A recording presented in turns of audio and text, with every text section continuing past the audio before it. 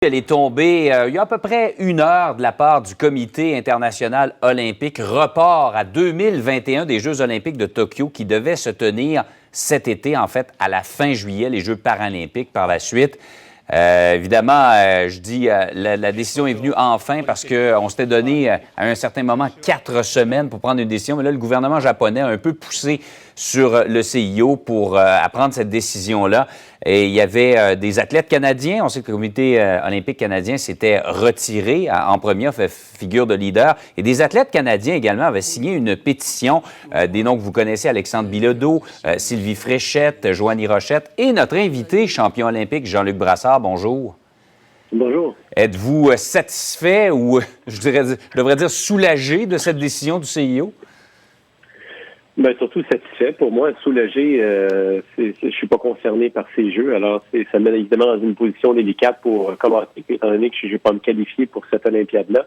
Mais comme la population mondiale fait un effort de solidarité pour se protéger et protéger ses proches, c'était tout à fait normal d'en arriver à cette décision. Ce qui est regrettable, c'est que ça ait pris tant de temps pour le faire.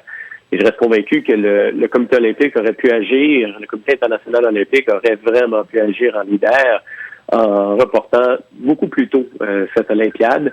Et ça aurait probablement eu un impact très positif pour tous les gouvernements, que ce soit provinciaux ou nationaux, qui essaient de faire comprendre à leur population l'urgence de la situation. Donc, si le comité olympique l'avait fait dès le départ, sûrement ça aurait facilité, ça aurait accéléré le processus, ça aurait fait réfléchir bien des gens qui auraient mis de la pression sur leur propre gouvernement. Puis, évidemment, il y a l'aspect monétaire dans tout ça. On ne s'en cachera pas que c'est des milliards de dollars. Mais il ne faut pas oublier non plus que c'est pas uniquement au comité olympique là, à payer des milliards de dollars. Ici au Québec, on va payer des milliards de dollars aussi pour cette pandémie et on n'a pas le choix de le faire. Et c'est la même chose au Canada et c'est la même chose partout. Alors oui, ça coûte cher. Ça va coûter cher à l'euro également, ça va coûter cher à Premier League, à la Ligue nationale de hockey, ça va coûter cher à tout le monde, cette affaire-là. Le comité olympique faisait vraiment figure d'égoïste en disant, nous, on veut pas, parce que ça va nous coûter trop cher, mais on n'ose pas le dire. Alors, il était grand temps que cette décision soit prise pour le bien-être de tout le monde, pour le bien-être des athlètes aussi. Et il n'y a pas si longtemps, le président Bach disait, entraînez-vous encore full stream, entraînez-vous à fond, et comme vous le pouvez, étant donné le confinement.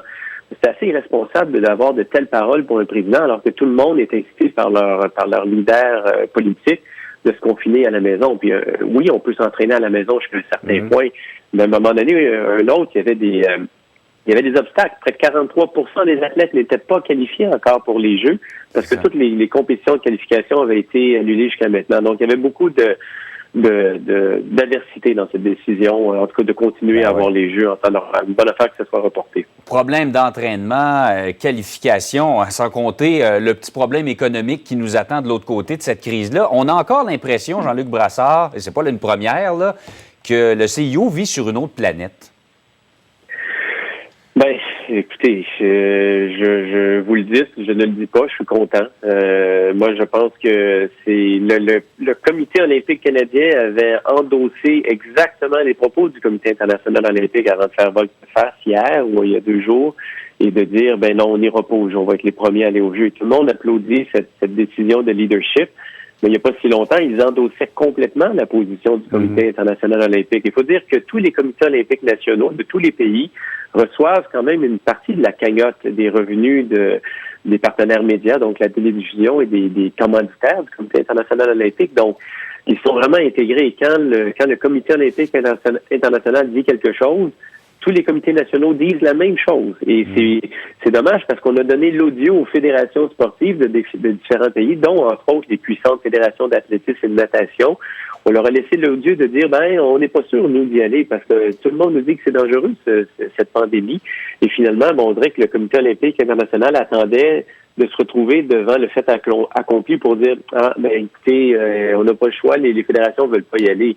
Alors, encore une fois, de la part d'un organisme qui prône toujours des messages d'unité, de force, d'union internationale, ça va bien quand ça va bien, mais lorsqu'arrive un petit pépin ou un méga pépin, comme on le dit en ce moment, on voit que la force de leur message devient un petit peu moins forte. Là. C'est un peu décevant la manière qu'ils gèrent ça, pour ne pas dire c'est très décevant. Donc, il faut souligner quand même le leadership du Canada qui aurait été le premier pays à annoncer que sa délégation n'irait pas. Mais votre leadership, ainsi que vos anciens collègues, anciens athlètes, Jean-Luc, qui avaient fait ce mouvement-là, je pense que vous sentez que les athlètes qui s'entraînaient ont un peu les mains liées. Vous avez senti que c'était de votre devoir de faire cet appel-là?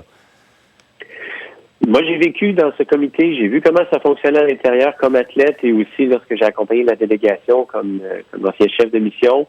Quand j'ai démissionné dans le cadre du problème d'harcèlement sexuel, j'ai eu des rencontres privées avec ces dirigeants-là. Et après ces rencontres-là, pour moi, ça a été le coup de grâce qui m'a fait démissionner parce que j'ai pas vu ce que j'aurais aimé avoir de ces gens-là. J'ai été excessivement déçu.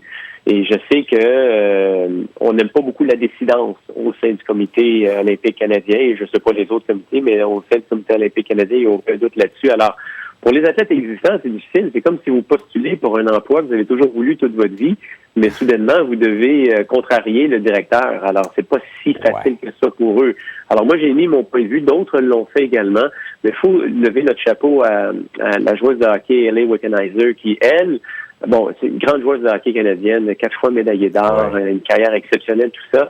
Et elle, présentement, elle fait un internat aux urgences canadiennes. Alors, elle est sur la ligne de front de recevoir les gens qui sont affectés par cette pandémie, par ce virus. Et elle est aussi membre je pense que c'est une espèce de comité des athlètes au sein du Comité international olympique. Et elle a été la première à dire, entre autres à Bach et à ses amis, au président Bach, que ça n'avait pas de bon sens, leur point de vue. Elle a fait ça il y a une semaine et un peu plus, maintenant quelques jours.